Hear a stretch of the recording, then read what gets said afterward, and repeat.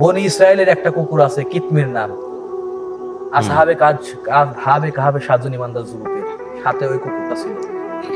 ওই 7জন ইমানদার যুবক আল্লাহর উপর ঈমান আনার কারণে ওই দেশের বাদশা ওই 7জন ইমানদার যুবককে মানে হত্যা করে আদেশ দিয়ে দেয়।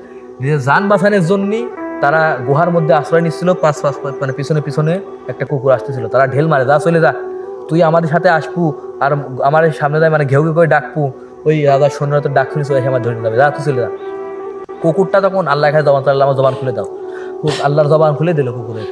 কুকুর তখন ডেকে ডেকে বলে যে আমি মনে করেন ডাকবো না, আমি আপনাদের মহাব্বত করি, আপনাদের ভালোবাসি, আপনারা গ্রামে তো চলে যাচ্ছেন, তাই আপনার মহাব্বতে আমিও আপনার পিছু যাচ্ছি। 7জন ইমানদার যুবক গুহার মধ্যে ঢুকে পড়লো, আল্লাহ আমাদের রক্ষা করো বলে ঘুমায় পড়লো। এক ঘুমের মধ্যে 309 বছর কাটে গেল। এই 309 বছরের কুকুরটা কিন্তু গুহার মুখে দাঁড়ায়।